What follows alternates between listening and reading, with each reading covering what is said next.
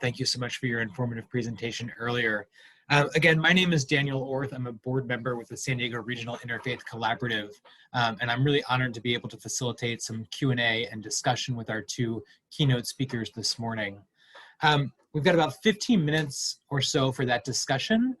With around 50 folks here this morning with us, I'd request that if you have a question or a comment for either Dr. Ram or for Sonja or for both, please direct those to me via the chat box. I think it might get a little messy if we're all trying to talk and ask questions at the same time. So if you have a question or a comment, please direct them to myself, Daniel Orth, in the chat box, and then I'll ask them of our speakers. In about 20 minutes, we will be breaking off into our breakout rooms. If you haven't already sent Sharon Wiley your preference for those breakout rooms, please do so now as we're getting into our Q&A. Again, that's room number 1 will be our San Diego Association of Governments. Room number 2 will be the North County Climate Change Alliance. And in room number 3, San Diego 350 and the Interfaith Coalition for Earth Justice. So if you haven't already indicated your preference for the breakout room to Sharon Wiley, please do so now so that she can organize us into our different spaces. So one question to get us started, and it came in part from another participant, and then I was also thinking this too, but Dr. Ram and Sonja, both of you spoke about moral revolution, about the need for being good stewards and justice, kindness and compassion. I'm wondering if both of you could speak to the question of what have you found to be the most compelling arguments, maybe arguments is the wrong word, most compelling appeals to get people to appreciate the severity of the situation and the need to take action. How do we get people on board? What is the best way that we can deliver to our congregations, to our neighbors, whoever, about this situation? I'd like to hear Sonja's answer to that, then I'll give mine. She probably has a more direct experience, and I could learn from it. Thank you, Dr. Ram. It's a pleasure.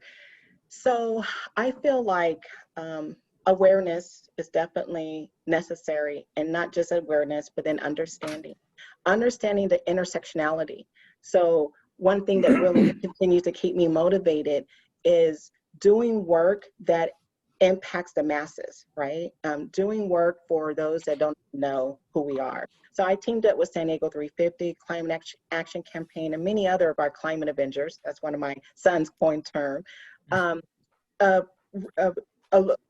Eliminating a proposed bill by SDG&E of a minimum bill of like $38, right? And so, for an example, when we met with all these different state legislations, because San Diego County is the second largest county in our state, right?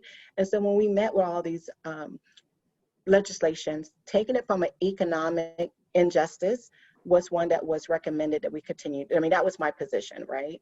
Because there are people that have studios, 1-bedroom apartments that wouldn't even generate $38 worth of electricity. And so then we'll be billed that amount, right? And so that's a form of injustice. So awareness, understanding that intersectionality, and a heart and willing to do things for the masses that may not even know that you're making decisions. If you're in a place of power, that you can actually insert justice in ways that those that benefit won't even know who you are. So you're looking at the greater good, if I may. Thank you. Dr. Ram, anything you want to add as well? Yes. What I found is that people are very receptive when you reach out to them. But they need to be persuaded that first, you are sincere. The speaker has to be sincere. And the second is, from my viewpoint, they trust the science. And meaning, sorry, my computer went off the screen.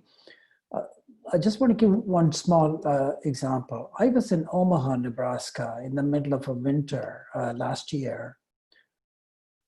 And there were 750 people who showed up to a talk on global warming in the middle of a bitter winter. And But 30 or 40 of them drove from Kansas, from the border. And invariably, the response I get from them, after my talk, I meet the 20 or 30 in person. I had the same experience when I talked to the evangelicals in San Diego, about 250 of them, 2 years ago. They always said, Dr. Ram, we didn't know there is so much science behind this. We didn't know there is so much data to support what you guys are saying. So I take that as an example that I don't agree with what I hear about people from Midwest and South, oh, they already made up their mind. No, I think they've been fed wrong information. It's up to people like us to take them that information and convey it, not in grandstanding talks and things like that, but on small community type conversations. So that's why I came up with this idea of education for all, working through faith communities and let them deliver the message, but give them scientific backing so that we can unpack climate change from all the things that divide this country. We got put into that liberal box. So climate change became part of the same thing like gun control and others which divide us. And so we need to unpack it, and we need to convey that there's going to be immense human suffering. And I agree with Sonja. I think the Black and the brown Hispanic community are going to get hard hit. Not 50 years from now, 5-10 years from now, with heat waves, fires. When that becomes 1 to 1.5, there's nothing we can do, unfortunately, to stop it. We can stop from getting it worse. And I just don't know how Californians are going to cope with it, particularly those young people, those who are middle class, lower middle class, and then those vulnerable communities. We need to have a massive, massive program of building resilience in those communities. I completely second what Sonja said. The Black community live in some of the most polluted regions. All our, refineries, nasty industries are in their communities. Thank you both. A question came in kind of building off of this topic. As we're thinking about engaging more and more people into this effort, into this movement, how do we make sure that we are building an inclusive movement to address climate change? How do we make sure that marginalized communities, the communities that are going to be hardest hit by this, are part of this effort? I mean, Sonja, you talked about intersectionality, but you also talked about the diversity of justice issues that many of these communities face. How do we make sure that we're able to bring those communities into this conversation and really make them a part of the climate change discussion? And Sonja, maybe we'll start with you again. Yeah. Oh yeah, thank you, Daniel. So I appreciate that question. And so inviting us, right? So there's a few things. So there's some of us that's already here, even in San Diego County. Yusuf is one of them. He's part of my, of our Environmental and Climate Justice Committee. So the NAACP, just to give you some background, they've existed here in the San Diego branch has existed for 101 years. Although it's just only been a year and a half that we had our Environmental and Climate Justice Committee, which I, developed from ground up. So I say that to say that, this committee hasn't always existed, but there's always been people in our communities that have done the work, right? From a food scarcity issue, from food justice, environmental and climate. Inviting us not only to the table, but put in positions of decision-making, put us at the table of decision-making, right? In addition to that, I will also share on the flip side of that, some Blacks are unaware that our lifestyles has been environmental because no one really taught us or gave us that framework, right? So our lifestyles of being environmental came from a place of survival, right? Of making sure our lights are turned down, using less energy than we have to, preserving, and recycling food and repurposing, products. Like, even I had this candle holder. Well, instead of throwing it out, or because I wasn't going to use it, I just use it as my like bracelet holder, right? So like repurposing. So a lot of it is also from an education perspective of awareness, you know, for a lot of our Black communities to understand that we've been acting as environmentalists, but no one gave us that framework, that terminology for us to know in order to be brought in. I also believe that, and one of the reasons why I'm so passionate about this, I strongly believe that the traditional ways of working for justice is needed and required. Hence, we're seeing what's happening. But I also see from an addressing an environmental and climate justice, it's almost like a remix of traditional social justice, right? It's another lens, if you will, of how to address that issue. And I think that hopefully as I'm trying to make it more appealing, as well as the work of all of us trying to make it more appealing to galvanize more supporters, but understand there's already a baseline of supporters. Invite us to the table, invite us in those discussions, and we will also be contributors and add value. Thank you. Thank you, Sonja. Yeah, I know my grandmother hung up paper towels to dry, and it wasn't because she was an environmental crusader, right? Dr. Ram, you spoke a little bit about the importance of using faith leaders to be those messengers. Do you want to contribute anything to hear about, how we make this movement inclusive? I don't know if I have much to add beyond what we heard from Sonja already. I think the inclusiveness comes, for me, that's beyond all the things we heard from Sonja. The inclusiveness is survival. I'll give you just one simple example, okay? I showed about 3 billion who have no access to fossil fuel. They're contributing to climate change at just 5%, the pollution. And we know, right, who is going to suffer the worst. But if we leave them behind, including the poor and vulnerable in the US, and we just convert everything to renewable, and they continue on their own, whatever they can find, in the developing countries, it's going to be burning wood or fossil fuel. That's the cheapest. We show their pollution, the pollution of the poorest 3 billion about 20, 30 years from now, would be enough to heat the planet. So no life would be possible. So you see, that is where it is. We are codependent. So there's a very practical dimension to inclusivity is necessary in order to be successful. And the second thing is that the recent work suggests because of the fires, we are focusing on California fires. Amazon is burning away this year, right? They're expecting 10 to 15 million climate refugees from Central America alone across the border. And we are choking and putting walls for just 1 million from Central America. So I worry about systemic collapse of the American governance. So because we are going to have brothers and sisters across the border. So I think I see it as a necessity for our survival. We take care of them.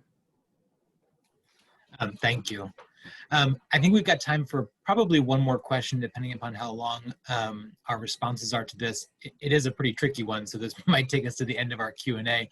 But by far the most questions or comments that I've gotten in my chat box here relate to bringing our elected officials, bringing our politicians on board to address this challenge.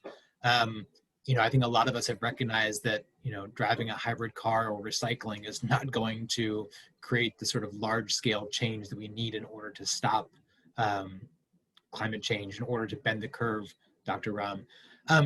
How do we effectively engage our elected officials, our politicians, to create the kind of policy changes, the kind of legislation that's really what we need in order to address this challenge? And Dr. Ram, why don't we start with you this time to mix things up? So again, the question is about, what do we do to engage with our elected officials, our policymakers, to enact the kind of large scale change that we as a society need in order to stop this?